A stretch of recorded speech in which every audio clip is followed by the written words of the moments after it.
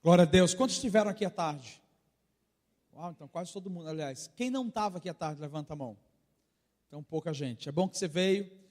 Meu nome é Paulo, sou pastor na cidade de Londrina. Aqui está na frente a minha esposa, a Anne. Depois ela vai vir aqui. Provavelmente amanhã ela vai compartilhar alguma coisa com a gente, né? E eu tenho certeza que você vai ser muito abençoado. Mas eu quero continuar dentro do que a gente tem falado desde de manhã, hoje à tarde. Como eu falei hoje à noite, a gente vai fazer de uma maneira muito mais prática. Até porque o objetivo é que o Espírito Santo tenha acesso às nossas vidas para nos ajudar a sermos práticos na nossa fé. Amém? Baixe sua cabeça mais uma vez. Eu quero pedir algo ao Senhor. Pai, eu quero te pedir nessa noite que mais uma vez o Senhor glorifique o nome de Jesus. E eu quero pedir que o Senhor possa liberar em mim a mensagem, a palavra correta que vai tocar o coração dos teus filhos.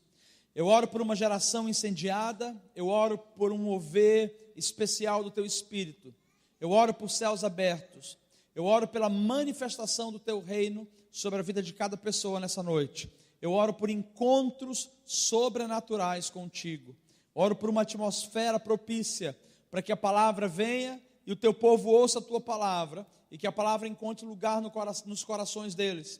Eu oro, Senhor, para que o Senhor inunde os nossos corações nessa noite com uma mensagem que revela Jesus, que glorifica Jesus e que nos aponta o caminho da humildade, o caminho da submissão, o caminho do compromisso, o caminho de sermos governados pelo teu Espírito, em nome de Jesus. Amém. João 14, 26, abre lá de novo, só para a gente relembrar essa passagem e a gente entender onde o Espírito Santo atua, qual o lugar que ele se manifesta na nossa vida. João 14, 26 fala que o Espírito Santo, o Consolador, aquele a quem o Pai enviou, ele é aquele que vai vir e vai nos ensinar todas as coisas e nos fará lembrar de todas as palavras que um dia nos foram ditas. Então a gente enxerga nesse momento Jesus falando sobre o Espírito Santo. Quem é o Espírito Santo? É a terceira pessoa da Trindade. Nós não compreendemos às vezes, porque parece ser confuso. Mas eles são três ou eles são um? Mas se eles são um, como assim a gente divide em três? Porque não fala um só e fala que esse um tem várias funções. Eu não sei como você entende, mas a palavra fala deles no plural. No início de tudo, quando o Senhor foi formar a terra, Ele encontra a terra sem forma e vazia. Ele começa a gerar todas as coisas. E quando se trata do homem, Ele vem em conselho, em unidade, e Ele diz: façamos o homem. Esse façamos tem a ver com Deus Pai, Deus Filho e Deus Espírito Santo. Quando nós enxergamos Deus, a missão ou a essência do coração de Deus é a essência paterna. Deus revela o coração que acolhe. Deus revela o coração que cura, que restaura. Deus revela aquela mão que nos supre, que nos ajuda, que nos orienta, que nos disciplina também, conforme Hebreus capítulo 12. Porque ele diz que se nós somos disciplinados e aceitamos a disciplina, então nós somos filhos. E se nós não somos filhos, isso é, se nós somos bastardos, então nós não temos disciplina. Porque o pai disciplina aquele a quem ama, aquele a quem toma como filho. Então nós vemos Deus nesse lugar soberano, sublime, mas não como um Deus distante de nós. Ele é um Deus próximo, é um Deus que deseja ter intimidade, é um Deus que deseja ouvir, é um Deus que deseja ser ouvido também. É um Deus que quer nos revelar, conforme Salmos capítulo 139, quando o salmista Davi escreve, dizendo que de uma forma assombrosa nós fomos gerados no ventre da nossa mãe. E ainda quando éramos uma substância informe, Deus já nos conhecia e já tinha feito menção do nosso nome. Isso é, antes de você existir, antes da sua mãe pensar em existir, Deus já tinha sonhado com você. Nós estamos falando de alguém que pensou, que sonhou, que arquitetou. Nós estamos falando de alguém que nos gerou por amor e não por interesse. Deus não gerou você por interesse. O que a gente faz para Ele hoje é porque Ele nos amou tanto que a gente fala: que eu posso fazer por esse Deus que tem me feito tantas coisas boas, por todos os benefícios que Ele tem me dado. Então a gente começa a olhar para Deus, mas não podemos olhar para Ele como um carrasco, como um Deus cruel, mas um Deus próximo, um Deus que nos ama, um Deus que é tão poderoso, mas o tanto de poder e glória que Ele tem, se transforma também no tanto de amor que Ele expressa por nós. E esse amor é revelado para nós, isso é, nós conhecemos o coração desse Deus através do seu Filho, que também é Ele mesmo enviado. Aí eu quero explicar para você, Ele fala façamos, Ele fala no início, lá em Gênesis, Ele fala plural, porque Ele está determinando, são 3 pessoas. Mas como assim que eles são, por que eles são um? Porque eles são uníssonos. E a palavra uníssono não significa estar necessariamente junto, no mesmo ambiente geográfico. A palavra uníssono, ela tem o sentido de eu estou junto integralmente. Eu penso semelhante a você. Eu assumo as suas decisões e os seus compromissos. São identidades diferentes, mas que estão juntas perpetuamente, estão conectados. E aí a gente vê que Deus, Yahvé, que é o nome dele, ele se revela a nós através do Filho. Quem é o Filho? Jesus é o Filho. E como que Jesus veio para a terra? Jesus veio para a terra por intermédio da terceira pessoa da Trindade, que é o Espírito Santo. Então a gente vê Deus Pai e a gente vê Deus Filho. E a gente vê o Espírito de Deus, é aquele que é enviado por Ele para orquestrar toda a sua obra na face da terra. Antes de qualquer coisa acontecer, antes de uma revelação, antes de um dom ser liberado, antes de um processo de arrependimento, antes de acontecer milagres, o Espírito Santo precisa vir primeiramente. Só existe milagre no ambiente que o Espírito Santo se manifesta.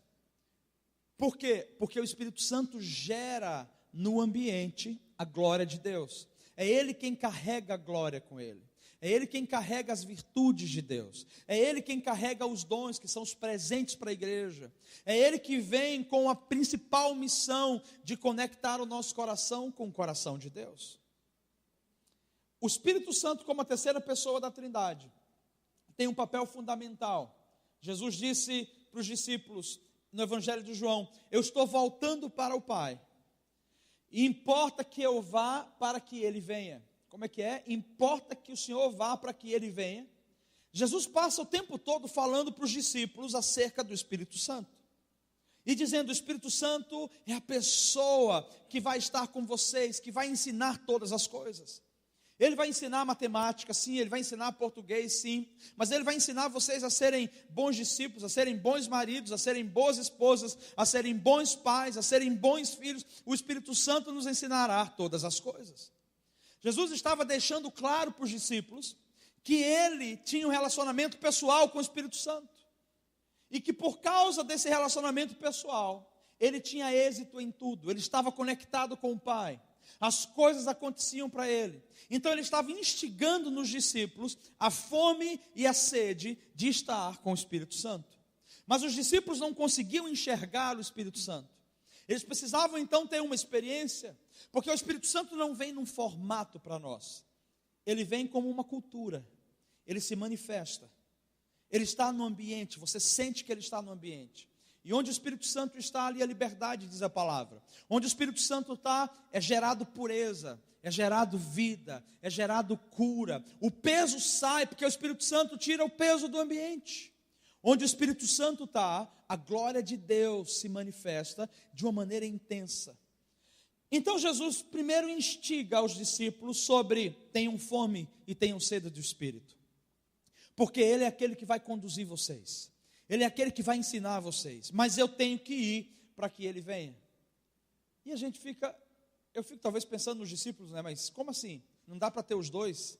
Que seria tão legal, né? Ter o Senhor aqui, que nos ensina, que está conosco, e o Espírito Santo, que o Senhor está falando, que é o cara que vai nos conduzir, que vai nos convencer, que vai nos ensinar. Por que não dá para a gente ter o Senhor e ter o Espírito Santo? Os discípulos não entendiam naquele momento, mas entenderam depois. O que Jesus queria dizer é que a missão principal ou primordial do Espírito Santo é nos conduzir a toda a verdade. Quem é a verdade? Jesus é a verdade. Então a missão do Espírito Santo é revelar Jesus. A missão do Espírito Santo não é fazer o homem famoso.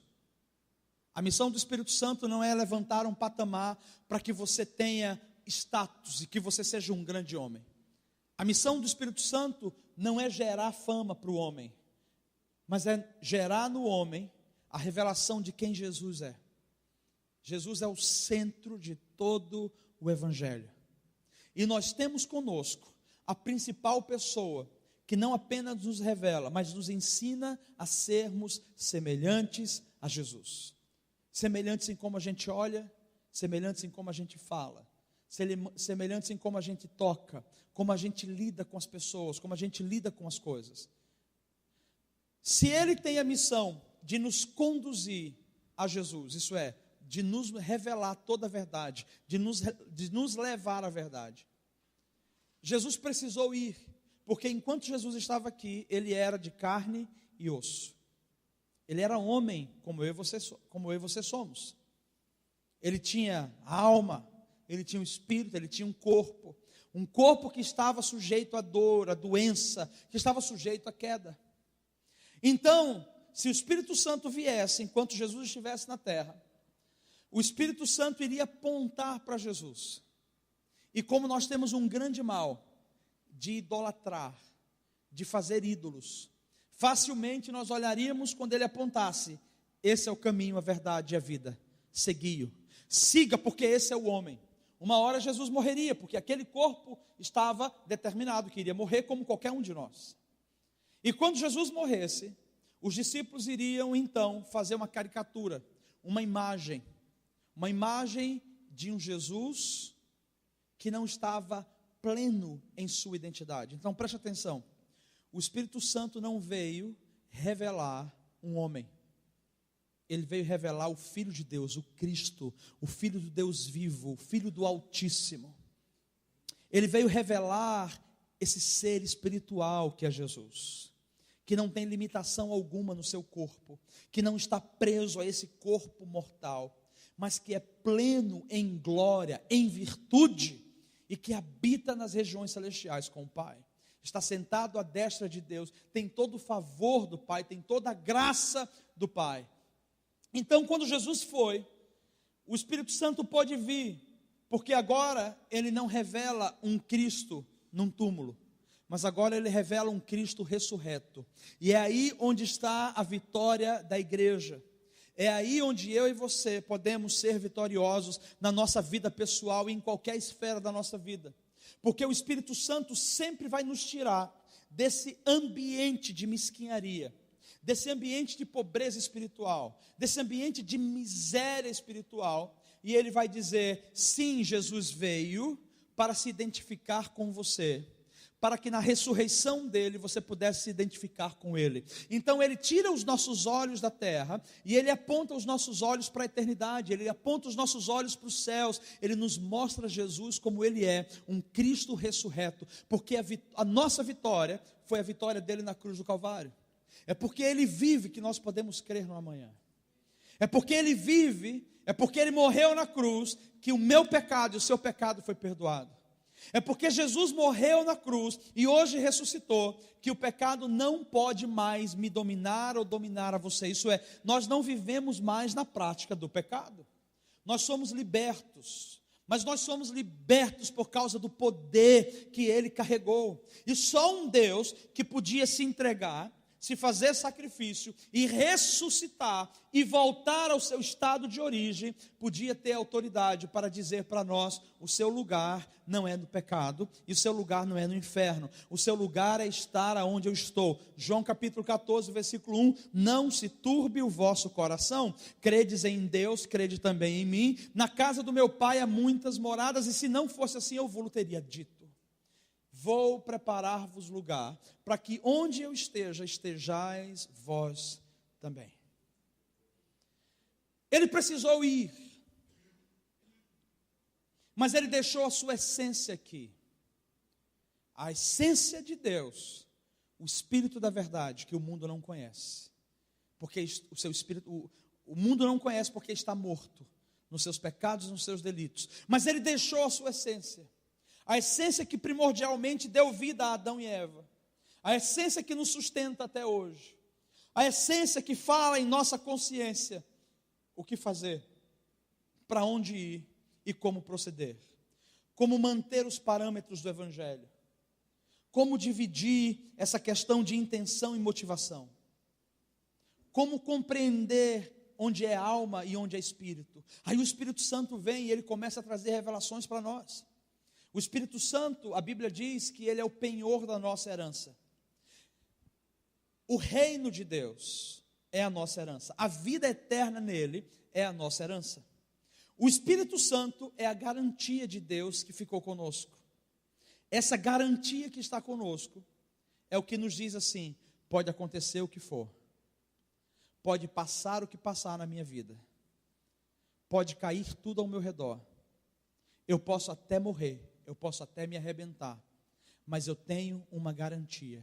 Depois que tudo isso passar, ele deixou alguém comigo, que é a garantia de que um dia eu estarei diante dele, na sala do trono, e esse Espírito Santo vai dizer: eis aqui aquele que eu guardei para ti, e o conduzia em triunfo até o dia de hoje. E ele vai olhar para você e vai dizer: vinde a mim, benditos do meu Pai, para o lugar que eu preparei para você, o lugar que eu preparei para vós.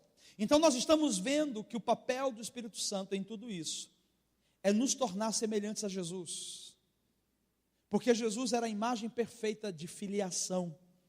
Jesus era a imagem perfeita de Filho de Deus. E toda a mensagem dele, ele não se chamava de apóstolo, ele não se chamava de bispo, ele não se chamava de pastor, ele não se chamava de profeta. As pessoas o denominavam assim, mas quando perguntavam: quem é você, na verdade, ele falava: eu sou o filho do homem. Eu sou o filho do homem. A nomenclatura que Jesus mais amava usar: eu sou filho, eu sou filho, eu sou filho, eu sou filho. E vamos entender o que estava por trás do que Jesus estava falando. Porque Jesus começa o seu ministério aos 30 anos de idade. Mas havia sido introduzido no ministério superior de intimidade com Deus desde quando ele nasceu. Ele nasceu, na verdade, por uma obra do Espírito. A Bíblia diz que Maria foi encontrada por Deus como uma mulher virtuosa. E ao encontrá-la, o Senhor gerou o próprio Jesus através do Espírito Santo dentro do ventre de Maria. Nós estamos falando que o Espírito Santo é aquele que gera o que nasceu no coração de Deus. Deus sonha, Deus pensa, Deus planeja, o Espírito Santo executa. Então o Espírito Santo executa a vontade de Deus para a humanidade, ele gera Jesus. A maneira como Jesus foi gerado é extremamente miraculosa, porque não é natural, não é comum.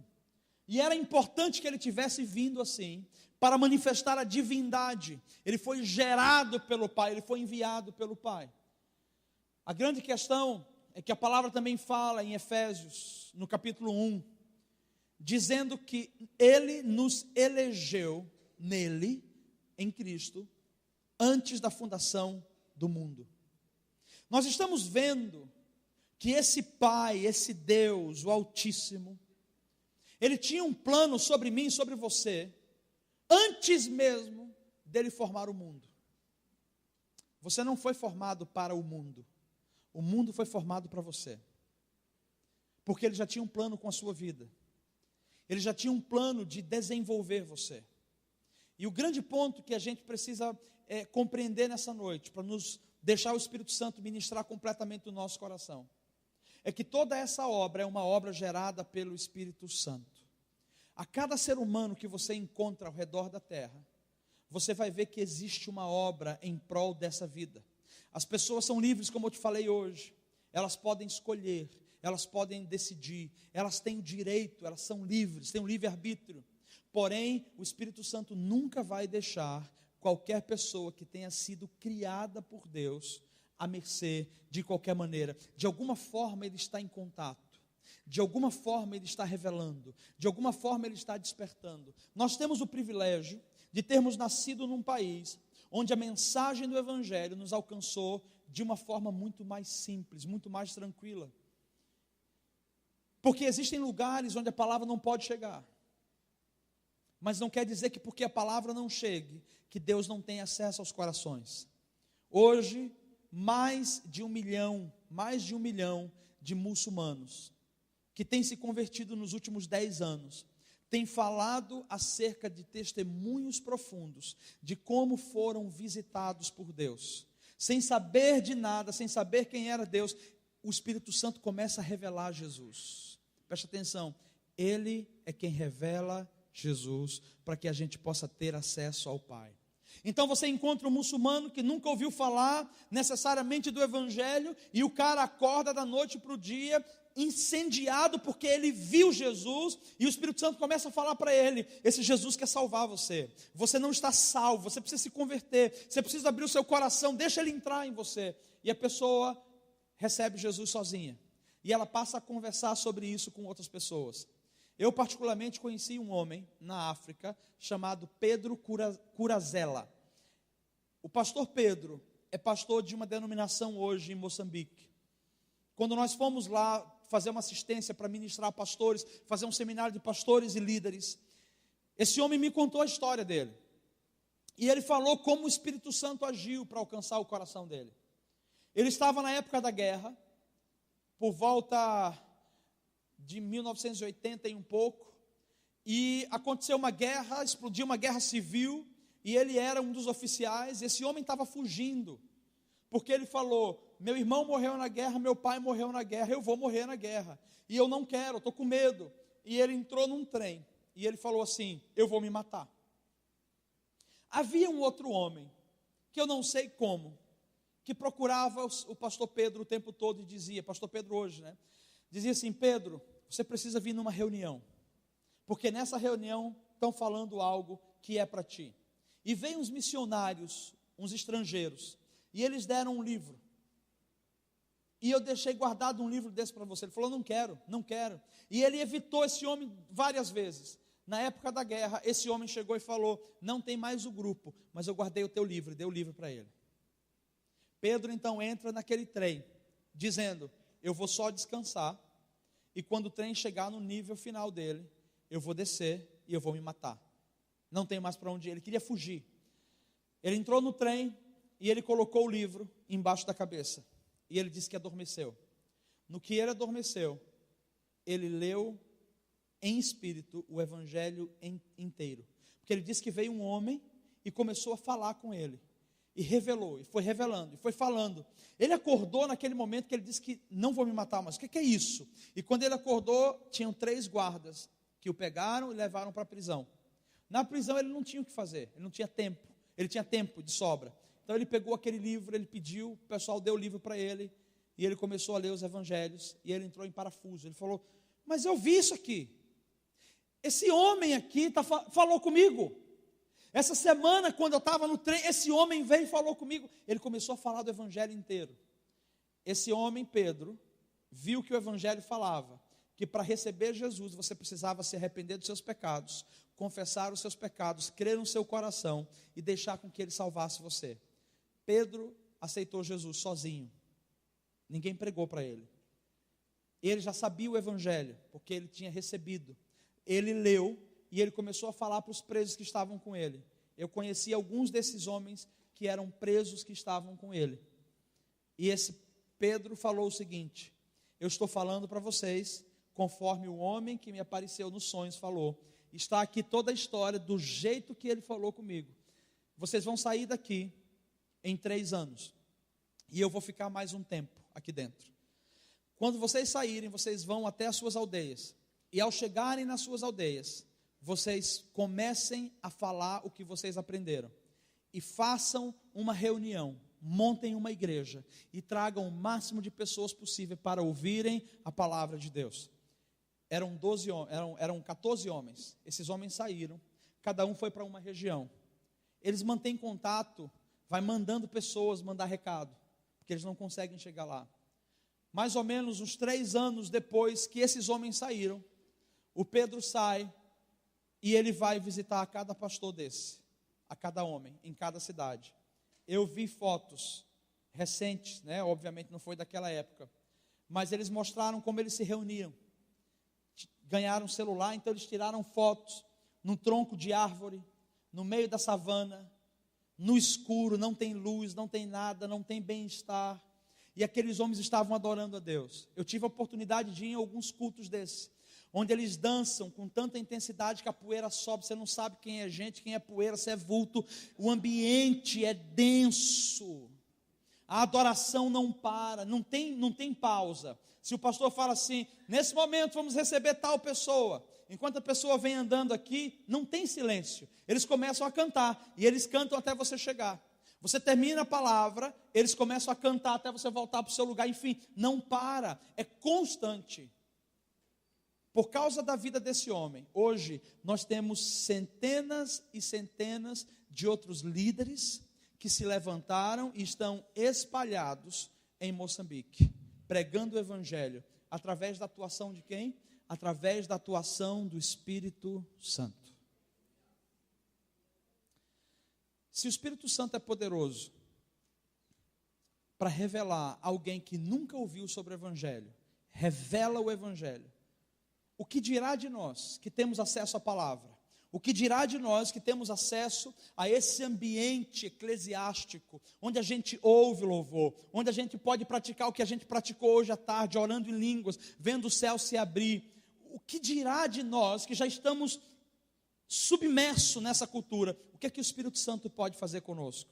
O Espírito Santo pode gerar em você tamanha fé, daquilo que Jesus disse: obras maiores que essas ainda farás.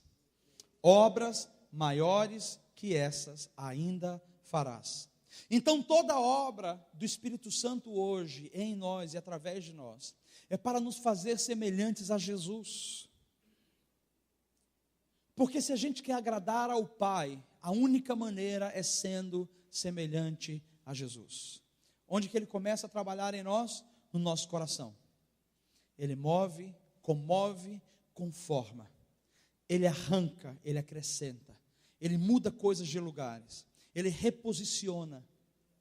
Porque a nossa alma está muito bagunçada. Nós estamos aqui envolvidos num ambiente de bagunça.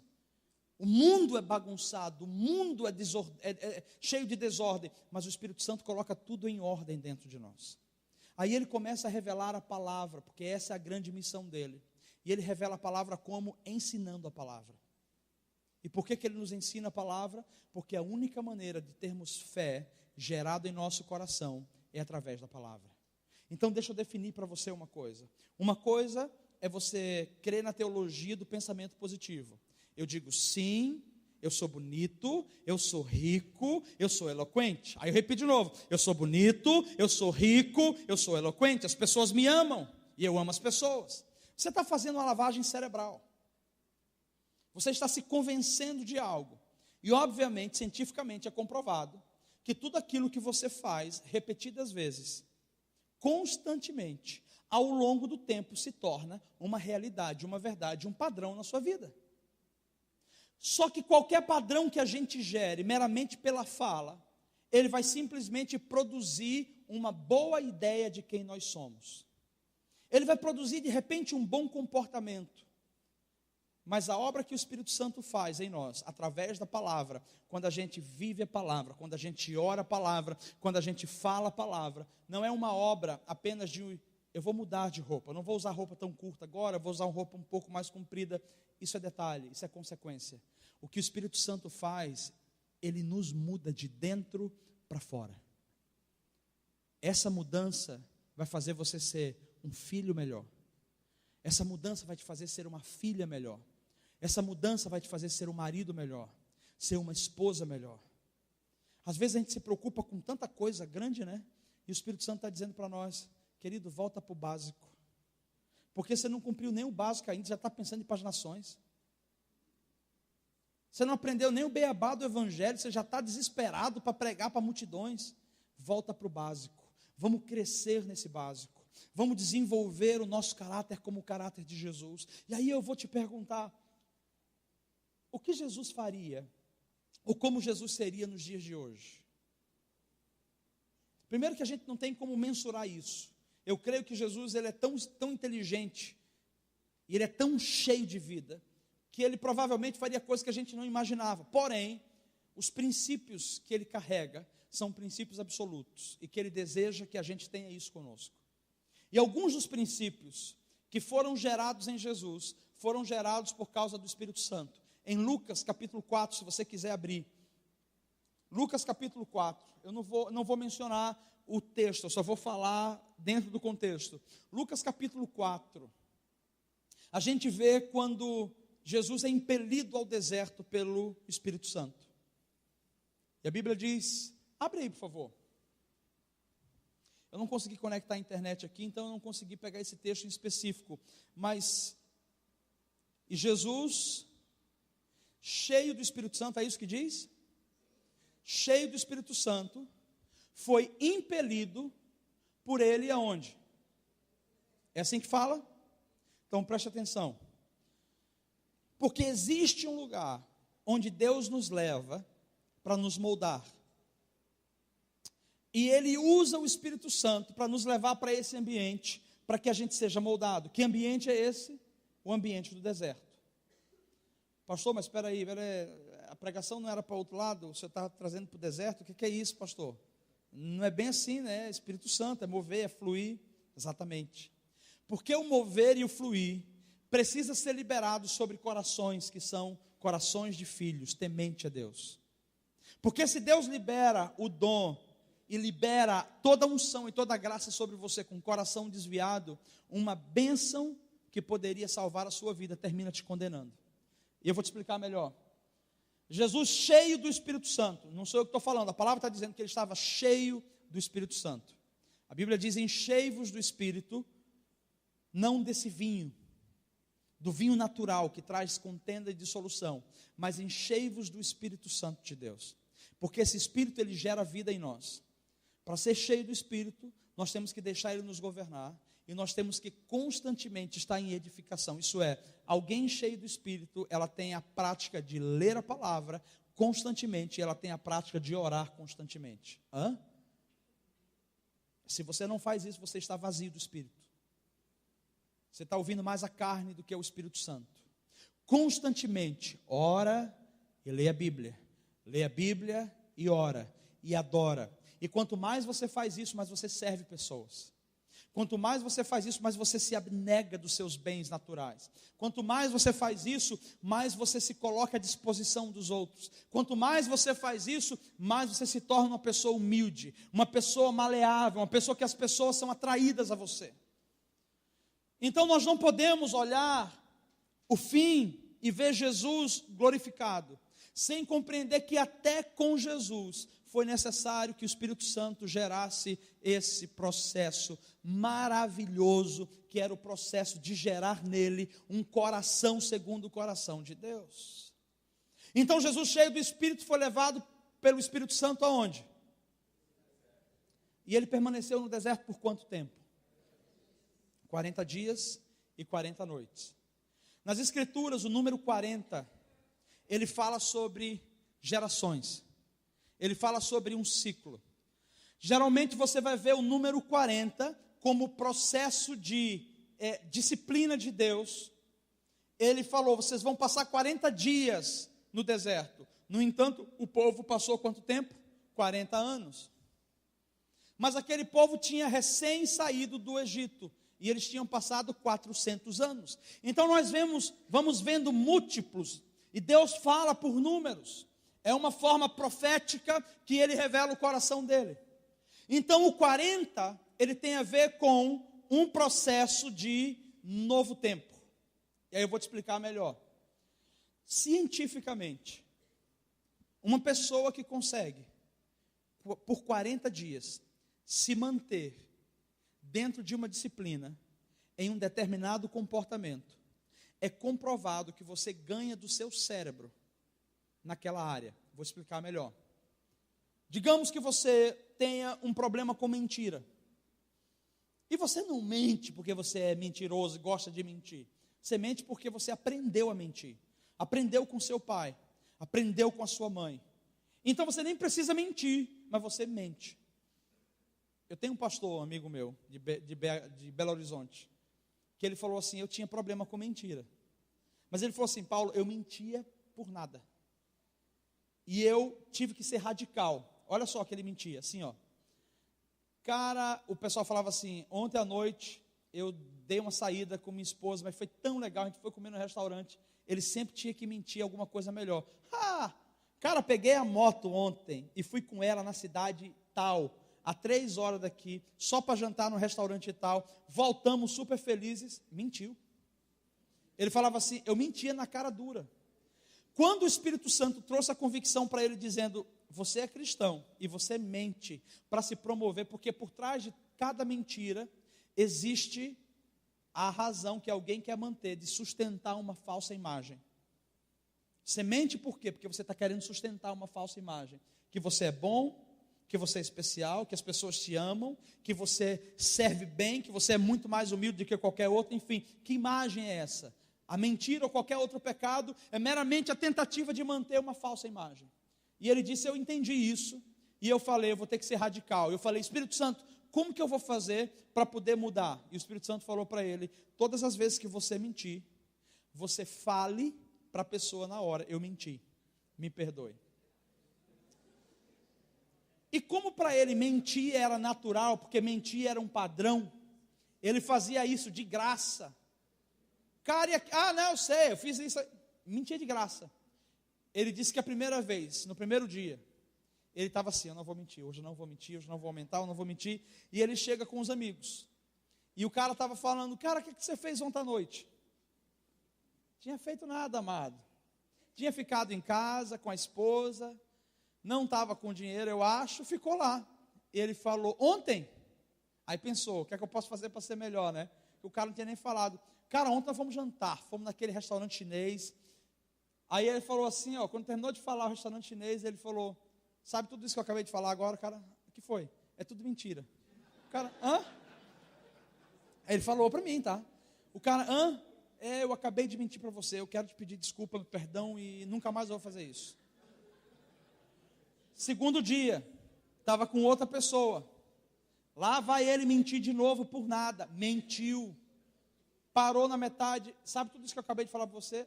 É tudo mentira. A pessoa olhou assim para ele, mas você está louco?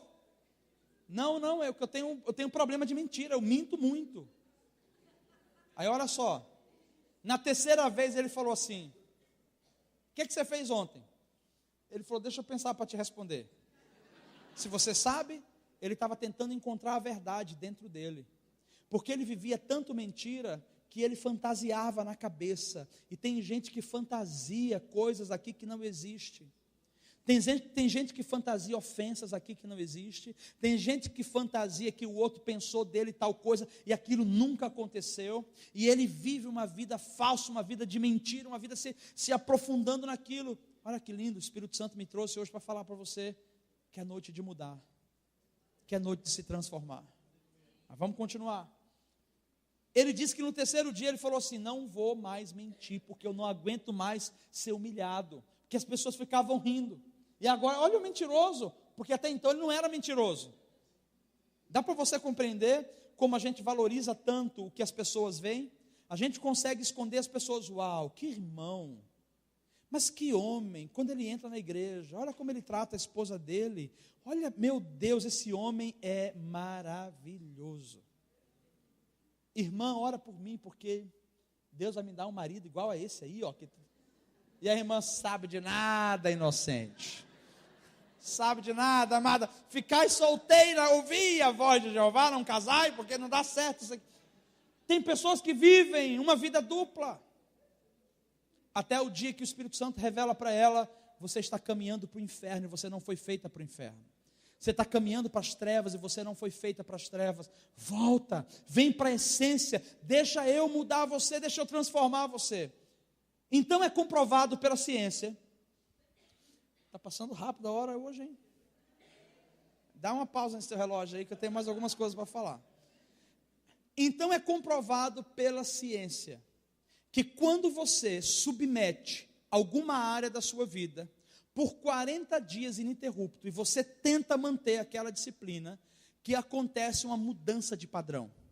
O número 40 revela mudança de padrão. E se você consegue mudar o padrão, você muda de dimensão. Se você muda de dimensão, você muda de estação. Se você muda de estação, você tem um favor diferente que você não tinha antes. Em outras palavras, Deus queria disciplinar o povo, mas o amor dele é tão profundo que ele não estava levando o povo para a morte, ele estava levando o povo para o tratamento. Porque a dificuldade não foi o povo sair do Egito, mas a dificuldade foi o povo ter deixado o Egito sair de dentro deles. Deus deu a oportunidade foi no deserto. Então o próprio Jesus precisou exemplificar isso para nós. Por 40 dias e 40 noites ele não comeu, falando de dependência, falando de não alimenta só o teu corpo, alimenta o teu espírito. É possível viver alimentando o espírito. Então eu entendo pessoas que dizem, eu não consigo ler. Chegou uma irmã na minha igreja que falou assim, pastor, quero sair da igreja. E a gente fica olhando assim, por que, amada? Fiz algo contra vós? Acaso eu te ofendi, te feri? Não, pastor, eu só acho que o Espírito Santo não reina aqui. Como assim? Você poderia me explicar porque que o Espírito Santo não reina aqui? Eu acho que aqui o Espírito Santo é podado. Como que eu podo o Espírito Santo? Pastor, é só palavra. Mas eu não estou entendendo. Não, é uma igreja cristã e a gente crê na palavra, a gente prega a palavra. Sim, pastor, mas tem que chegar assim, e dizer, não sei se eu vou pregar hoje. Se o Espírito Santo fluir, deixa o louvor. E se o Espírito Santo descer ali, o senhor não pode chegar lá para pregar, porque o Espírito Santo tem que ter liberdade. As pessoas confundem liberdade com libertinagem. Libertinagem é desordem, desorganização. Liberdade é caminhar livremente dentro de parâmetros. Não existe liberdade sem limites. Liberdade sem limites é libertinagem. Você faz o que você quer, do jeito que você quer, e as coisas de Deus têm ordem e decência. Porque se for depender de nós, querido, é uma festa todo domingo. Se for depender de nós, é uma bagunça todo domingo. Então tá, deixa eu entender, tem que fluir mais, tem que ter o fluido do Espírito, tem que falar em línguas, direto, os irmãos não podem parar, tem que rodar assim, terra, né? Eu falei, querida, assim, eu entendo o que você está falando, mas quando o Espírito Santo se manifesta, não existe pastor no universo que tenha poder de dizer, não quero o Espírito Santo aqui, porque ele é poderoso o suficiente para manifestar o poder dele e fazer do jeito que ele quiser. E é o que a gente quer que ele tenha liberdade. Porém, eu não entendo o Espírito Santo agindo se não há a palavra. Porque ele revela a palavra. Ele só está aqui com a gente porque ele está revelando a palavra, para nos manter íntegros. Então, algumas pessoas, elas não compreendem o privilégio de ter a palavra. E eu perguntei, como é que anda a sua vida devocional? Pastor, esse negócio de ler Bíblia, eu não consigo, paro para ler, eu fico olhando, não consigo. Como assim você não consegue? Não consigo, não bate, não entra. Espera aí, como que o Espírito Santo age? Mover sem Bíblia é heresia. É muito melhor que você venha num culto e que você fique sentadinho, escute uma boa palavra e volte para casa refletindo, com aquele confronto, meu Deus tem que mudar, do que você chegar aqui só que grita o tempo todinho e volta para casa. Qual foi o versículo que você leu? Que leram lá? Rapaz, eu não sei, mas o Espírito Santo moveu. O Espírito Santo moveu. Terra! Querido, o Espírito Santo revela a palavra. Então vamos falar sobre padrão, sobre gerar um novo padrão, porque você lembra que o Espírito Santo está trazendo você aqui, eu trouxe você aqui, para transformar a sua vida. Ah, tá, mas ela está na igreja até hoje, tá? Uma pessoa amada, meu Deus, está lá, está bebendo, está se divertindo. Está legal, o negócio está legal, ficando bom. Então preste atenção, o Espírito Santo nos trouxe aqui para ouvir uma mensagem, para colocar a nossa vida em alinhamento, para que a gente seja usado com responsabilidade, não como meninos mimados, que recebemos um presente que não conseguimos administrar e fazemos uso de qualquer jeito e perdemos e depois queimamos cartucho. Então ele está tratando a mim e a você. Então nós vamos falar sobre esse padrão que é gerado nesse processo desértico. O que é o deserto? Alguns vão dizer é o vale dos ossos secos, é o estreito de Neguébias, é o sei lá o quê. Mas o deserto é a provisão de Deus. O deserto é a provisão de Deus, para que você não se desvie, para que você não se corrompa, para que você não morra na sua fé. O que? O deserto não é a provisão do Satanás? Não. O deserto é a provisão de Deus. É tão tal que o diabo visitou Jesus algumas vezes para tirá-lo do deserto, para fazê-lo quebrar o propósito do jejum, para arrancá-lo dali, para fazer com que ele adorasse o próprio Satanás em troco de fama. E Jesus falou, não adianta, querido, eu tenho um propósito, eu tenho um propósito, eu tenho um propósito. Então o diabo quer arrancar você do deserto. Deixa eu exemplificar para você o que é o deserto. O deserto é o lugar que você se sente só, rodeado de pessoas. Não estou falando da depressão, estou falando do deserto, tá? Depressão é outra coisa, tá? O deserto é o lugar que você se sente só, estando rodeado de pessoas. O deserto é o lugar que muitas vezes você está orando, está jejuando e dizendo, Pai, me responde aí, e parece que você não ouve a voz dele. É aquele momento que ele resolve fazer silêncio. Você fala assim, você não poderia ter feito silêncio semana passada, que eu estava, essa semana não rola, eu não estou bem para isso, e ele fala, não estou falando nada, eu vou ficar em silêncio aqui. O deserto é o lugar que quando você está, você não sabe o que fazer, nem como você vai ter a provisão, mas a provisão acontece sobrenaturalmente. Você não deixa de comer, você não deixa de vestir, você vai continuar tendo uma casa para morar, para estar embaixo. Pode ser que nada esteja do jeito que você quer, mas está do jeito que Ele quer. Às vezes, privações, elas trabalham de uma maneira tão positiva na nossa vida. Deus nos priva de coisas para nos fazer voltar para Ele. Deus nos priva de coisa para evitar que a gente faça ídolos, para evitar que a gente seja independente, que a gente não creia mais nele. Deus nos priva de coisas para nos ensinar a voltar à essência da oração, para orar.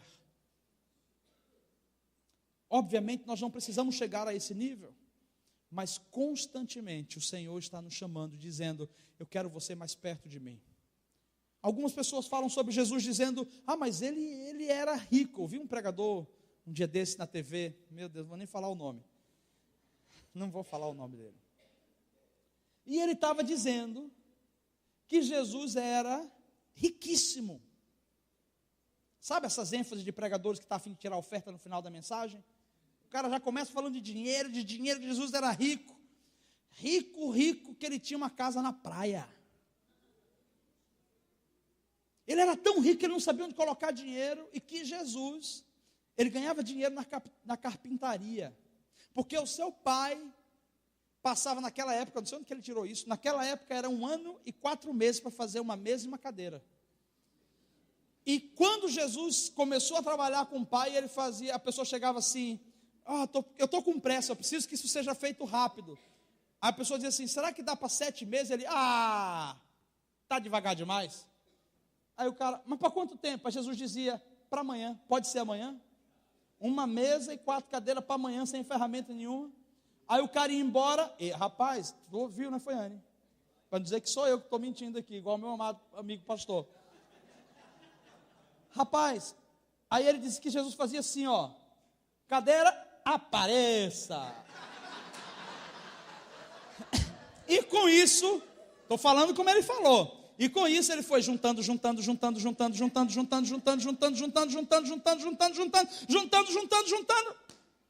encheu o bolso, não tinha onde gastar dinheiro, foi para a beira da praia e comprou uma casa.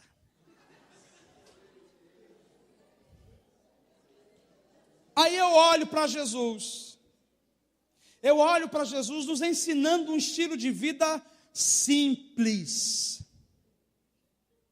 Queridos, eu preciso falar um negócio com você, só preste atenção.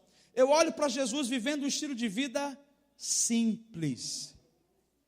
Ele disse: eu não tenho onde reclinar a cabeça. Não quer dizer que ele não tinha uma casa para dormir, não tinha comida para comer. Ele só estava dizendo: eu não tenho uma casa própria, mas onde eu vou e sou recebido ali é a minha casa. Ponto final. Ele tinha tudo o que ele precisava. Então, em suma, Jesus não era pobre, porque ele era filho de Deus. E filho de Deus não anda em miséria nem pobreza, isso é verdade. Mas Jesus não era milionário, porque ele não vivia cheio do dinheiro, esbanjando dinheiro. Ele era próspero, nem rico, nem pobre, ele era próspero. A prosperidade está acima da pobreza, está acima da riqueza. Porque a prosperidade, ela dá o que você precisa, na hora em que você precisa, no momento certo que você mais necessita. O que é que você precisa? Precisa de uma roupa. Deus usa alguém te dá uma roupa. Você é próspero, meu amado. Você está precisando disso? Deus usa alguém te dá aquilo, porque você é próspero. Deus é provedor. E Jesus nos ensinou esse estilo de vida. Só que esse estilo de vida é o estilo de vida de quem viveu no deserto, que sabe que depois que passa esse corpo, essa vida, nada mais importa, que tudo é pó. O deserto é o lugar que você enxerga o pó, enxerga a sua natureza, enxerga a sua origem, enxerga que você não é nada. Mas ao mesmo tempo você vê a provisão de Deus, então você diz: Ele é tudo. Cara, eu só devo a Ele honra e glória, eu estou aqui, deixa eu receber dEle. Você está compreendendo, querido? Eu não estou falando que você não possa ser milionário, que você não possa ser rico. Você pode ser sim. Mas a palavra é bem clara quando ela fala sobre isso. Que não importa o que você seja em termos de dinheiro, se o seu coração não for convertido, você não entra no reino dos céus. Porque um coração convertido é aquele que possui, mas não para amontoar, é aquele que possui para abençoar. Alguém precisa, e quanto mais, porque 1 Coríntios fala sobre isso, 1 Coríntios 9, Paulo dizendo: Deus dá semente a quem semeia. Então se você precisa, cara, eu vou dividir com você. Eu tenho 2 túnicas, eu vou dividir uma contigo. Eu tenho 2 carros, eu vou dar um para você que está sem. Ah, pastor, túnica até dá, mas carro não, né? Se você compreende que você é um celeiro e que tudo que você tem é Deus que deu, quanto mais você der, mais Ele vai confiar na sua mão. Quanto mais você entregar, mais Ele vai confiar na sua mão. É o estilo de vida que só pode ser aprendido no deserto. Onde você fala: cara, eu só preciso de uma túnica mesmo e pronto. Eu só preciso de um tênis e pronto. Eu não preciso estar na pompa. Querido, preste atenção. Porque ser semelhante a Jesus não é só em pregar o evangelho e curar os enfermos. Ser semelhante a Jesus é em tudo, principalmente no seu caráter, na sua identidade. E o Senhor está nos chamando hoje, e Ele está mexendo com extremos. O extremo daquele que é paupérrimo, daquele que fala: não pode ter nada não, tem que andar descalço, pastor não pode receber, não tem que trabalhar mesmo, aí tem que morar onde for. Querido, pelo amor de Deus, eu ia dizer, tenha vergonha, né? Porque se você não quer isso para você, você não pode desejar isso para o outro. A Bíblia fala, e Paulo dizendo, que o trabalhador é digno do seu salário, e ele diz assim, de duplo honorário. Porque além de fisicamente ele está cuidando de você materialmente, Ele também está cuidando de você espiritualmente, é duplo honorário. Mas enfim, é o extremo daquele que acha que tem que ser igual aos franciscanos, tudo pobre, tudo lascado, igreja feia, tudo fedendo, desse jeito não. Isso não agrada a Deus não, isso não é legal. Mas nós não podemos também assumir o outro extremo, de ser uma igreja que não se identifica com a sociedade. Eu conheço pessoas que falam assim: não, cara, meu ministério é com os ricos. Eu não falo com pobre, eu não evangelizo pobre, eu tenho uma unção específica, eu só falo com rico. Tem pastores especialistas hoje em ministérios com ricos. Está certo que de repente o nível que a pessoa caminha, os relacionamentos, beleza. Mas isso não é a minha identidade. A minha identidade, meu irmão, onde eu estou, não preciso de segurança. Eu não preciso, não, aquele eu não atendo não, essa aqui também não atendo não, só atendo, você é líder, é pastor, é apóstolo, tem um anel com 12 pedras, então vem para cá que eu te atendo. Jesus atendia qualquer pessoa que chegava para ele. Então não é o quanto você tem, é o quanto você é desprendido aqui dentro. Porque tem gente que não sabe lidar com muito. Tem gente que não sabe lidar com muito dinheiro, tem gente que não sabe lidar com muita unção, porque se tiver, se corrompe. E o deserto é o lugar para Deus trabalhar em nós. E aí o que é que o Espírito Santo faz no deserto? Ele vai estabelecendo novos padrões na nossa vida. Vamos falar sobre isso. O que é que está desalinhado na sua vida? Não fala não, tá, querido? É para ti. Fala aqui dentro. O que é que está desalinhado na sua vida? No teu espírito, tua vida espiritual, o que é que está desalinhado aí? Na tua alma, tua mente, o que é que está desalinhado aí? No teu corpo, o que é que está desalinhado aí? Ah, pastor, tem um bico de papagaio aqui, uma lordose. Tem problema, o que é que está desalinhado em você? Nós precisamos entrar num processo com Deus. O Espírito Santo quer gerar uma nova mentalidade. Submeta-se em uma disciplina, um mínimo de 40 dias, fazendo a mesma coisa, repetida vezes. E quanto mais você repete, mais se torna forte para você. Quanto mais você repete, mais vai se tornar forte para você. Quando chega no 40, e você passa dos 40 dias, o teu cérebro vai dizer assim, cara, já que eu não consegui vencer, eu vou ter que me juntar a ele. Você gerou uma nova mentalidade. Então, se você mentia, começa a fazer como meu amigo fazia. Se você era preguiçoso, eu não sei porquê, mas apareceram umas pessoas na igreja, algumas pessoas na igreja, alguns jovens, falam assim, pastor, eu sou preguiçoso demais. Não gosto de trabalhar, eu só gosto de dormir, só gosto de acordar tarde, não gosto de trabalho, eu sou preguiçoso. Meu irmão é o demônio, parece, né? Falando ali na tua frente. Porque não é possível que uma pessoa carregue um negócio desse e fale com orgulho, né? Tem que orar e repreender, enfim. Sou preguiçoso, pastor. Então tem gente que é preguiçoso, que está vendo a vida passar. Aprendeu isso com quem? Tua mãe e teu pai faz tudo para você? E de repente você não tem limites, então não pagou a conta, alguém vai pagar para você. Você não resolveu isso, alguém vai resolver para você. É fácil ser preguiçoso assim. É fácil ser preguiçoso quando a gente não paga a conta, quando a gente não tem responsabilidade, quando a gente não tem compromisso. Aí a gente pode dormir até tarde. É uma palavra para os pais, tá? Porque os filhos são assim, porque os pais fazem o papel deles. Os pais assumem que não deveria assumir. Misericórdia, hoje essa pregação está mexendo tudo, cajadada para tudo que é lado, Senhor da glória. Tenha misericórdia de nós. A gente está falando de mudança de padrão. Você está achando que o Espírito Santo é o quê? É vamos sapatear? Não, querido. Espírito Santo é gerar em você o caráter de Jesus. Para você sair pela rua exalando o bom perfume de Cristo. Vamos lá. Estou finalizando já. Mudança de mente. Esse é o nosso grande dilema como geração. Mudança de mente. Todos nós temos que melhorar em alguma coisa. Eu preciso melhorar em coisas, você precisa melhorar em coisas. A questão toda é o quanto eu estou disposto a mudar. O quanto eu estou disposto a ser transformado. Empregue disciplinarmente na sua vida o que você precisa mudar. Estabeleça um padrão de 40 dias e vamos juntos fazer alguma coisa. Se mentia, 40 dias sem mentir. E para cada mentira que você fala uma verdade e confessa a mentira. Aí lasca tudo, né? Se você era preguiçoso, então determine se eu vou acordar todos os dias às 7 horas da manhã. Pastor, mas você pegou pesado, 7 horas. Eu ia falar 6, eu falei 7. 7 horas da manhã. Ganhe o dia, trabalhe mais. Ah, mas eu não tenho trabalho, melhor ainda. Vá fazer alguma coisa em casa, vá lavar prato, vá lavar roupa, vá limpar o chão, vá fazer alguma coisa. Mas se proponha a mudar. Nós temos um monte de gente que fica dizendo, eu quero ser diferente. Vem para a igreja esperando que a mudança seja uma força que vem do céu, que faz assim, ó.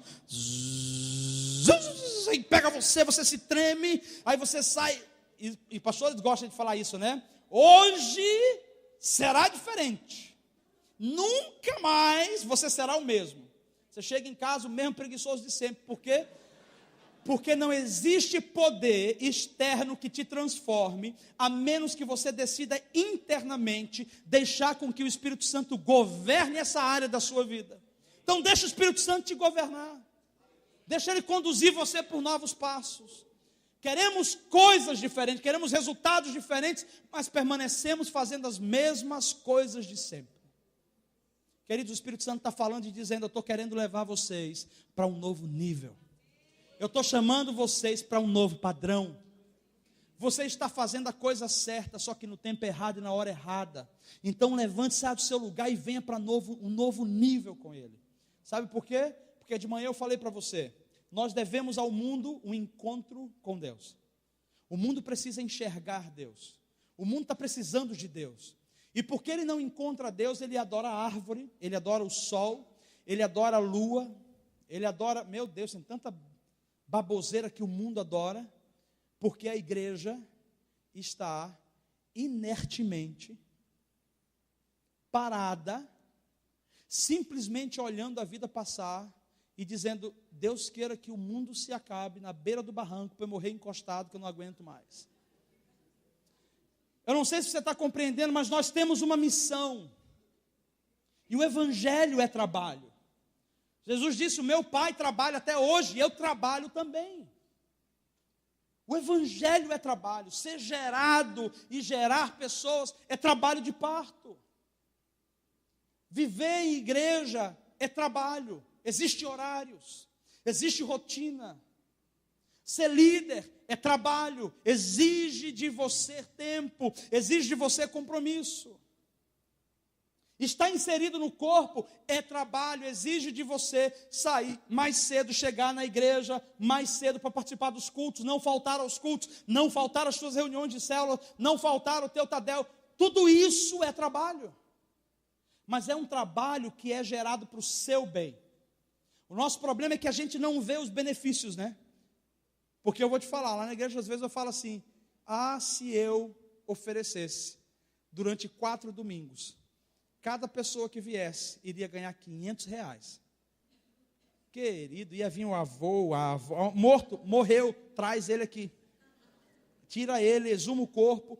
Ia vir os cachorros, ia vir os primos, todo mundo sentado, por quê? Porque ia receber R$500. Mas não tem R$500, eu estou pregando uma palavra que vai gerar mudança de vida, que vai dar vida eterna. Mas isso aí eu não quero, eu quero dinheiro. Mentalidade, o Espírito Santo está querendo gerar uma nova mentalidade em nós. Porque o futuro do que Deus está querendo gerar aqui, não é em quem vai vir de fora. Já está aqui. A transformação para essa cidade, a mudança para essa cidade já está aqui. Já está em vocês. Ele me trouxe aqui para cooperar, mas o trabalho é vocês. Ele vai começar a levantar evangelistas aqui.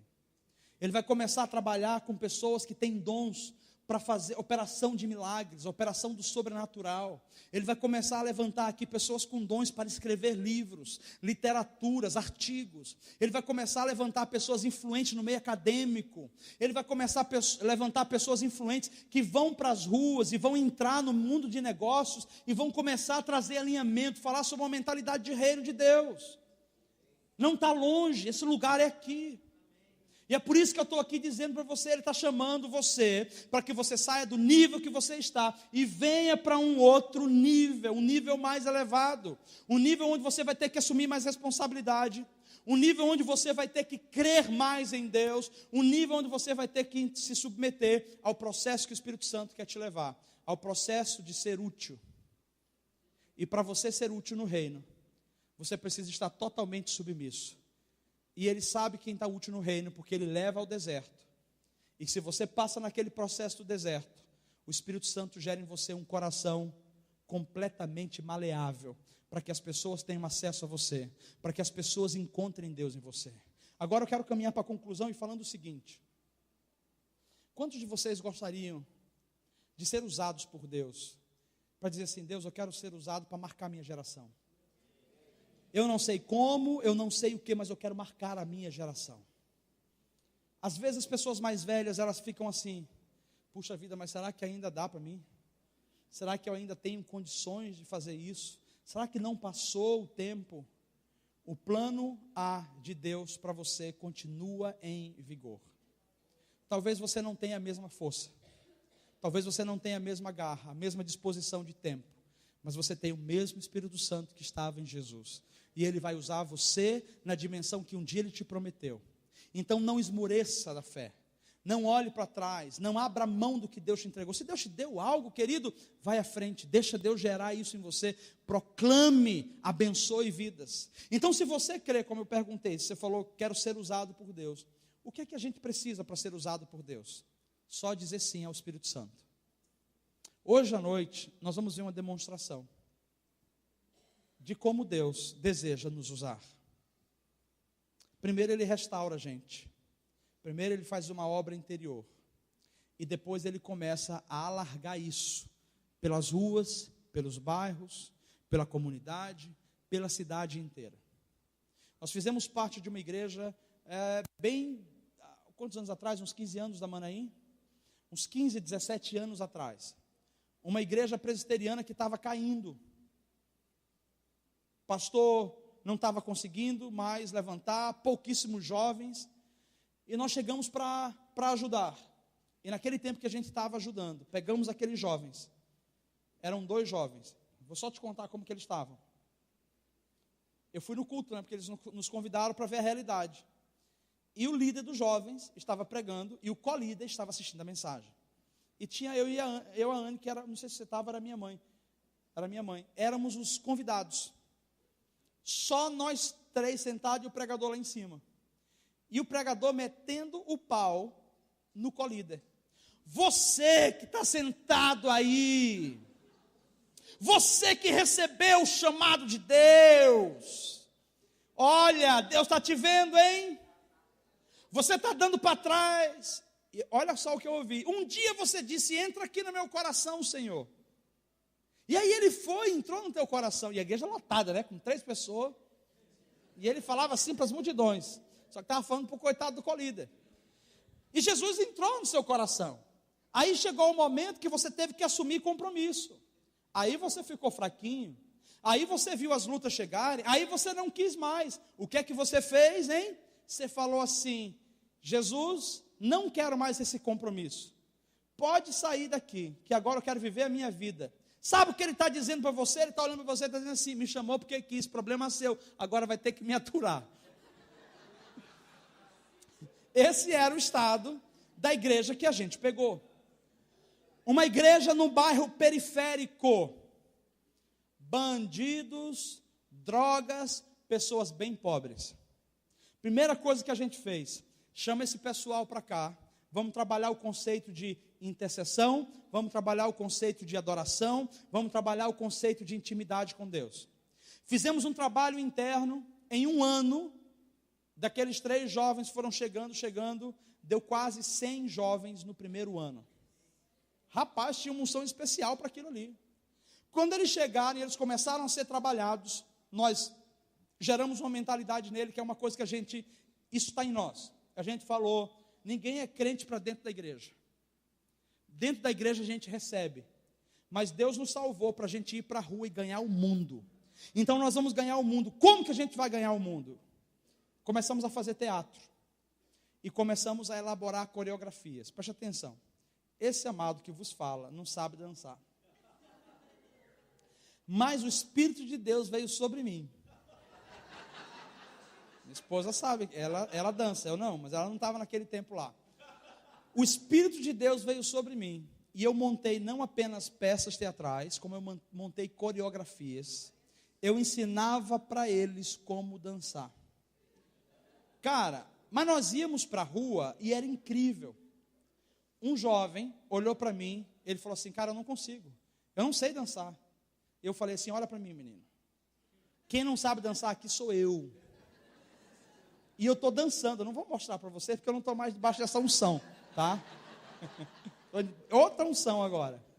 E eu falei, quem não sabe dançar aqui sou eu, você vai ser um grande homem usado por Deus, e você pode.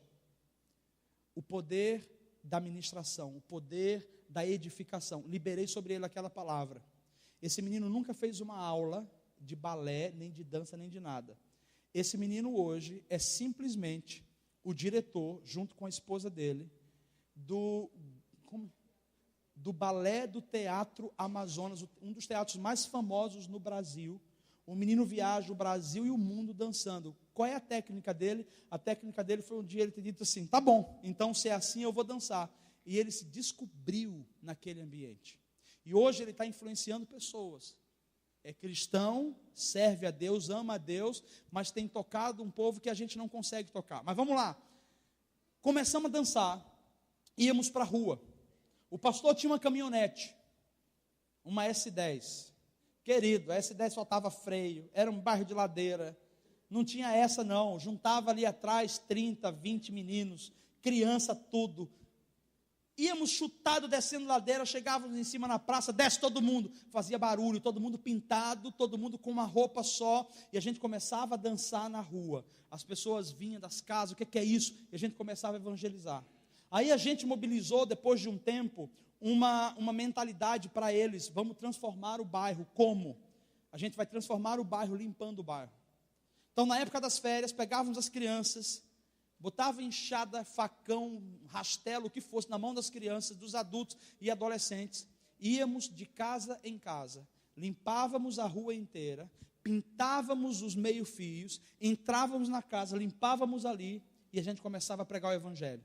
Algumas mães que estavam ocupadas: não, deixa a louça aí que uma menina vai lavar enquanto a senhora senta aqui e ouve a palavra. A igreja ficou conhecida como a igreja dos mascarados. Não é a melhor maneira de ser conhecida, né?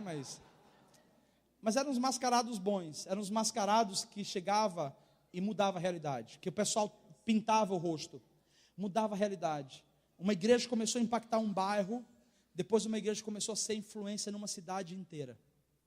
As pessoas começaram a ouvir: mas que igreja é? Uma igreja do tamanho de nada, no meio de um bairro periférico. O que é que Deus está procurando? Ele está procurando um cujo coração seja totalmente dele. Um que não esteja querendo ser estrela, que sabe, estrela é ele. Um que não queira ser o cara da frente, mas que diga: Senhor, eu faço o que o Senhor quiser. Que se é para estar na frente, eu vou estar na frente, fazer um excelente trabalho. Se é para estar na retaguarda, eu vou fazer um excelente trabalho também. Seja servindo no nível que for. Em resumo, aquela igreja foi ganhando mais pessoas e foi impactando a região, Quando subiu a soberba, que os pastores começaram a ser mais conhecidos, que começaram a ser convidados agora para ensinar sobre o que a gente aprendeu numa simplicidade. E aí começa a dar seminário aqui, e começa a dar seminário ali, e começa a fazer conferência. Agora tudo era com relação à técnica, porque os caras agora estavam todo mundo cheio de técnica. A unção começou a decair. Porque todas as vezes que a gente valoriza mais a nós e deixa o Espírito Santo de lado, Jesus deixa de ser glorificado. E onde ele não é glorificado, não tem presença manifesta, não tem glória, não tem transformação, só tem balela da nossa boca. Por isso que a gente precisa sempre valorizar a presença do Espírito Santo no nosso meio. O que é que eu quero dizer para vocês com isso? Que quando eu olho para vocês, eu não vejo vocês uma igreja que tem um padrão comum que todas as outras igrejas têm. Vocês são diferentes. Vocês têm a identidade de transformar uma cidade inteira. Vocês carregam isso no DNA de vocês. E o Senhor me trouxe aqui para dizer isso para vocês. Que Ele vai começar a dar dons de criatividade para que você vá na rua. Para que você realize coisas na rua. Mas são ações intencionais. Você faz intencionalmente, não é? Eu vou lá no espontâneo, vou ver o que é que vai rolar. Não, cara, eu estou indo ali para isso, para aquilo. Deus vai começar a fazer um avivamento aqui. Um avivamento no coração de vocês. Um avivamento profundo. Um desespero para ver Deus. Preste atenção, não é para aumentar a igreja da paz. Não é para ter mais célula. Tudo isso é consequência. Mas para ver o reino de Deus manifesto. E se o reino de Deus manifesto muitas vezes tem a ver com vocês nem serem notados, nem serem vistos, pouco importa, porque o que importa é que Ele está sendo manifesto ali na rua. Então nós vamos ver hoje uma demonstração de como Deus age e de como Deus deseja fazer. Primeiro, você ouviu a mensagem que eu preguei? Você compreendeu que tem a ver com Cristo, o centro de tudo? Amém?